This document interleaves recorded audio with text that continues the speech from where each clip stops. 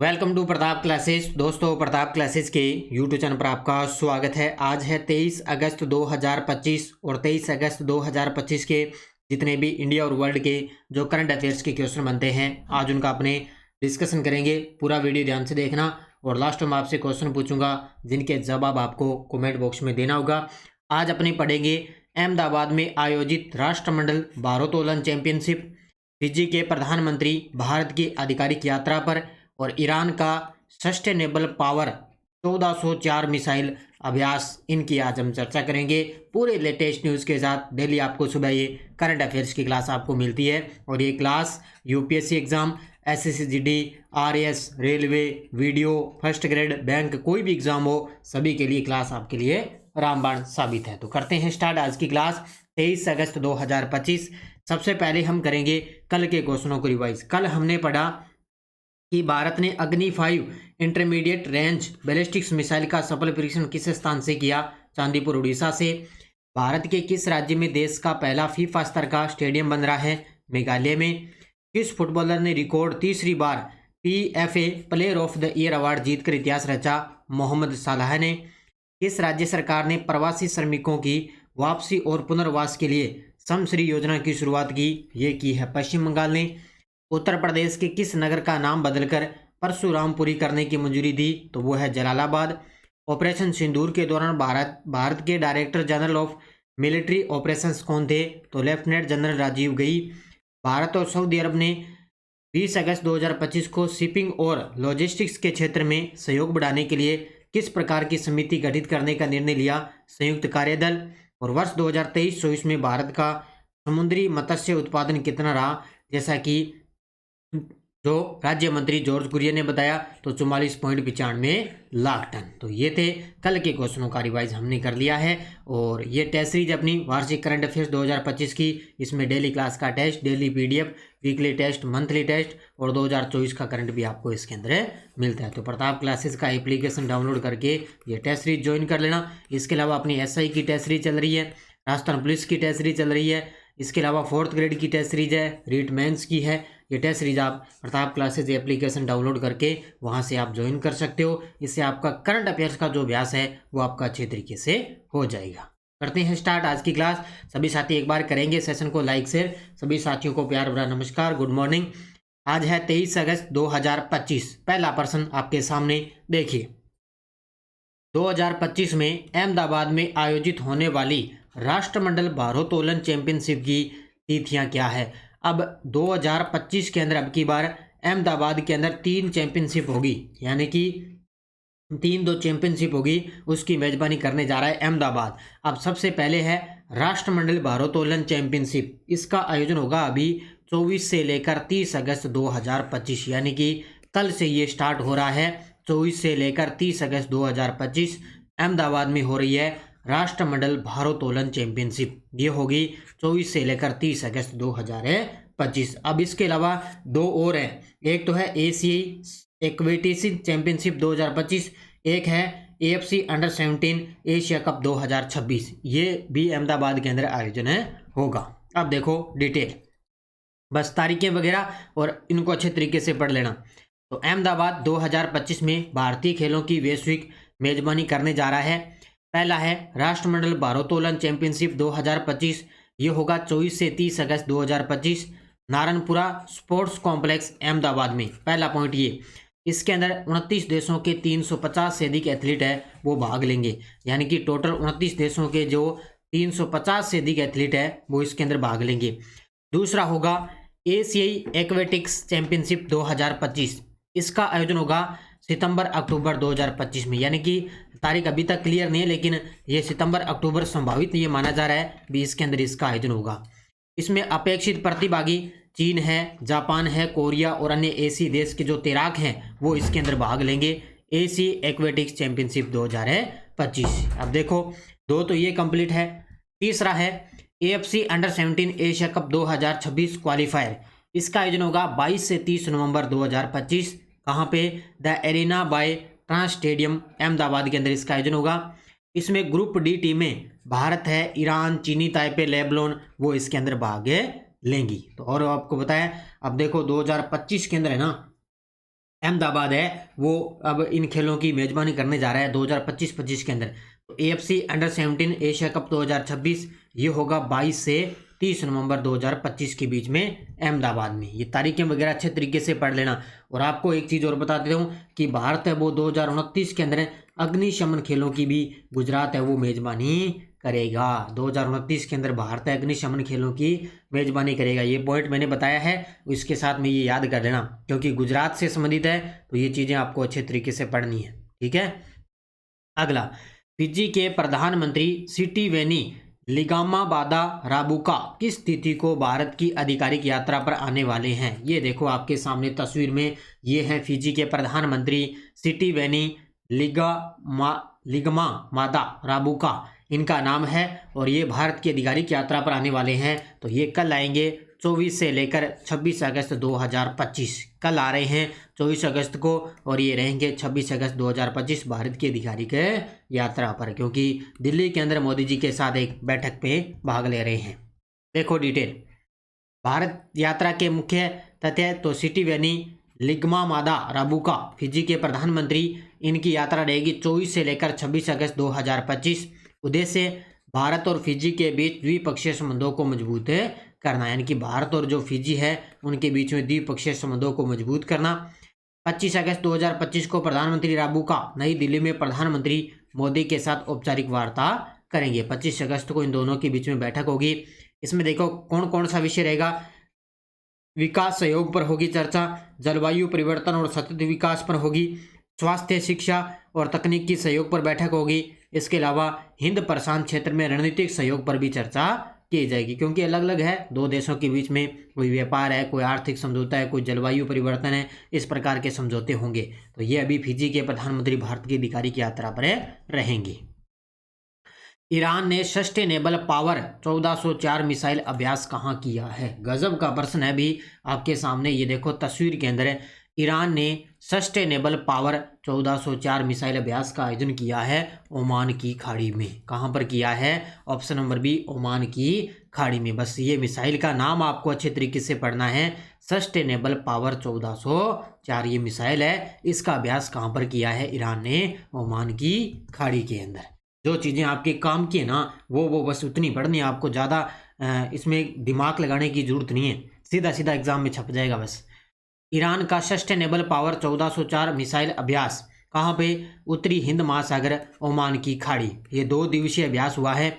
यह अभ्यास 12 जून को हुए संघर्ष के बाद पहला सबसे बड़ा सैन्य अभ्यास हुआ है। उद्देश्य क्षेत्रीय सैन्य ताकत और समुद्री प्रतिरोध को दर्शाना, हालिया सैन्य असफलताओं और बढ़ते क्षेत्रीय तनाव के बीच तेहरान की रणनीतिक शक्ति का प्रदर्शन करना, ये इसका मुख्य रूप से उद्देश्य है। वहाँ पे ओमान की खाड़ी में। नासा ने हाल ही में जेम्स वेब स्पेस टेलीस्कोप द्वारा यूरेनस का कौन सा नया उपग्रह खोजा है? ये देखो आपके सामने तस्वीर के अंदर, ये इस प्रकार के प्रश्न है ना, ये जो बड़े बड़े एग्जाम वगैरह होते हैं, जैसे यूपीएससी वगैरह है, कोई यूपीपीसीएस का एग्जाम होता है, उसके अंदर ये सीधे सीधे प्रश्न आते हैं। तो नासा ने हाल ही में जेम्स वेब स्पेस टेलीस्कोप द्वारा यूरेनस का कौन सा नया उपग्रह खोजा? तो ये खोजा है S2025U1। इसका नाम याद रखना, S2025U1 है। ये यूरेनस का एक नया उपग्रह खोजा है, यानी कि 2025 में खोज हुई है, तो नाम इसका रख दिया S2025U1। ठीक है, उत्तर होगा ऑप्शन नंबर 1। अब देखो डिटेल नासा की घोषणा। नासा ने पुष्टि की है कि जेम्स वेब टेलीस्कोप ने यूरेनस का नया उपग्रह S यानी कि 2025U1 खोजा है। इसका नेतृत्व, यह खोज साउथ वेस्ट रिसर्च इंस्टीट्यूट के नेतृत्व वाली एक टीम द्वारा की गई है, यानी कि साउथ वेस्ट जो रिसर्च इंस्टीट्यूट है उसके द्वारा इसकी खोज की गई है। इसकी सबसे पहले पहचान हुई थी 2 फरवरी 2025 को। सबसे पहले पहचान हुई थी इस उपग्रह की, लेकिन अब इसको पूरी तरह से खोजा गया है। उपग्रहों की संख्या, इसी खोज के साथ यूरेनस के ज्ञात उपग्रहों की संख्या बढ़कर 29 हो चुकी है। ये यूरेनस ध्यान रखना एक उपग्रह है, और इसकी अब उपग्रहों की संख्या कितनी हो चुकी है? 29 हो चुकी है। शनि का रिकॉर्ड, सबसे अधिक उपग्रहों के मामले में शनि सबसे टॉप पर है। इसके पास अब कुल 274 उपग्रह हैं। तो याद रखना, जेम्स वेब टेलीस्कोप ने यूरेनस का एक नया उपग्रह खोज दिया, एस यानी कि 2025 U1 खोजा है। इसी के साथ अब उपग्रहों की संख्या बढ़कर कितनी हो चुकी है, 29 हो चुकी है। ये आंकड़े अच्छे तरीके से पढ़ लेना भी। 19 अगस्त 2025 को लोकसभा अध्यक्ष ओम बिरला ने जिन भाषाओं को संविधान की 8वीं अनुसूची में जोड़ा है वे कौन कौन सी है। ये देखो, लोकसभा अध्यक्ष, 18वीं लोकसभा चल रही है, उसके अध्यक्ष हैं ओम बिरला, और ये गजब का प्रश्न है, स्टार लगाना इस प्रश्न को। तो 8वीं अनुसूची में इन भाषाओं को जोड़ा गया है। तो कौन कौन सी भाषाएं हैं, वो है एक तो कश्मीरी, एक है कोंकणी और एक है संथाली। इन 3 भाषाओं को 8वीं अनुसूची के अंदर जोड़ा गया है। तो उत्तर होगा इसका ऑप्शन नंबर 1, कश्मीरी, कोंकणी, संथाली। उत्तर होगा ऑप्शन नंबर 1। इस प्रकार का प्रश्न एग्जाम के अंदर टपकेगा भी, ध्यान रखना। अब डिटेल बढ़िया तरीके से पढ़ लेना। लोकसभा अध्यक्ष की घोषणा 19 अगस्त 2025 को लोकसभा अध्यक्ष ओम बिरला ने संसद के मानसून सत्र के दौरान घोषणा की है कि संविधान की 8वीं अनुसूची में सूचीबद्ध सभी 22 भाषाओं में संसदीय कार्रवाई का एक साथ अनुवाद अब उपलब्ध रहेगा। यानी कि संविधान की जो 8वीं अनुसूची है उसमें ये कहा गया है कि इसमें अंदर 22 भाषाएं उपलब्ध रहेगी। तो अब 22 भाषाएं टोटल हो चुकी है, ठीक है। तो इसमें नई भाषाएं जोड़ी गई है, कश्मीरी, कोंकणी, संथाली भाषाओं को जोड़कर ये सूची पूरी हो चुकी है। 3 भाषाएं जोड़ दी, कश्मीरी, कोंकणी और संथाली।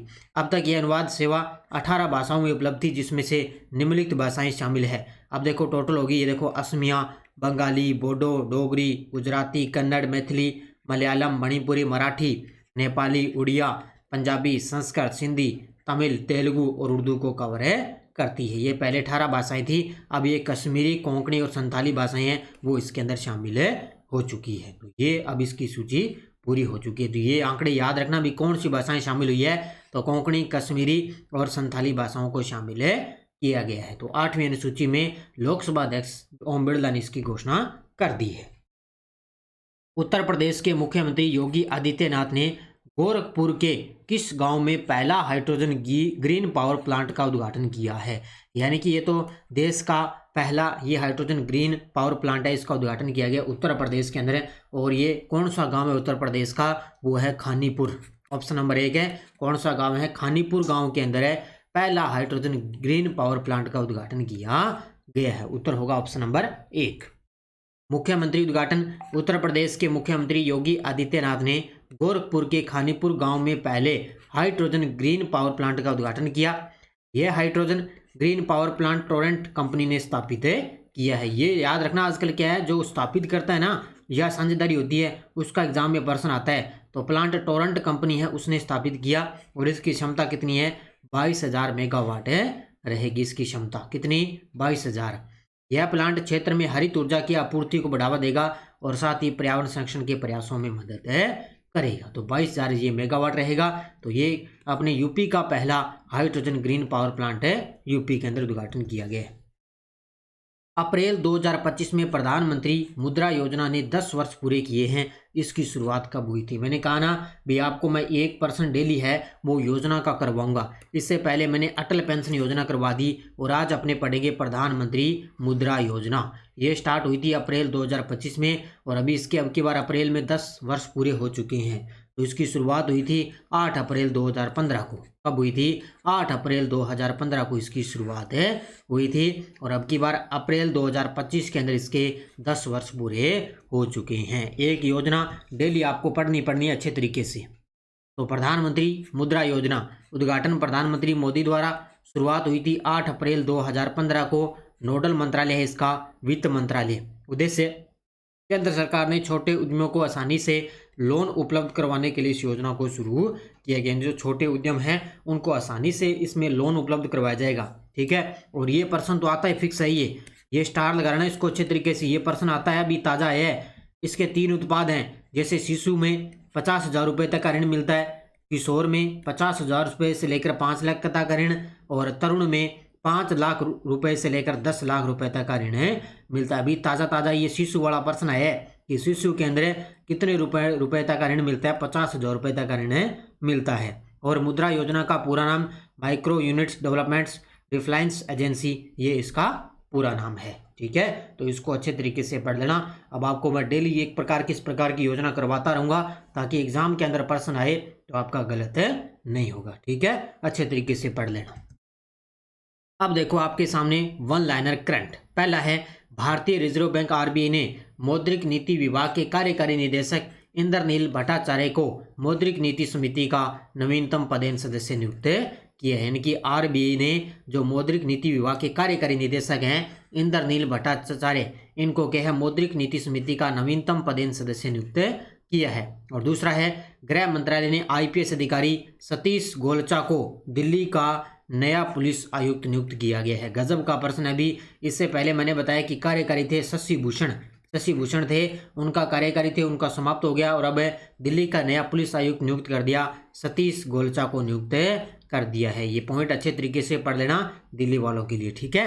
तो ये वन लाइनर है, इनको अच्छे तरीके से पढ़ लेना। ये टेलीग्राम ग्रुप है, कोई सूचना, कोई लिंक, कोई नोटिफिकेशन, सब आपको टेलीग्राम पे सूचना मिलती है। और एक और बता देता हूँ, आज 23 अगस्त है, आज 23 अगस्त है ना। आज की दिन 2024 के अंदर पहला राष्ट्रीय अंतरिक्ष दिवस मनाया गया था। पहला अंतरिक्ष दिवस मनाया गया क्योंकि चंद्रयान 3 ने अपने चंद्रमा पर सफलतापूर्वक सफल परीक्षण उसमें हुआ था, ठीक है।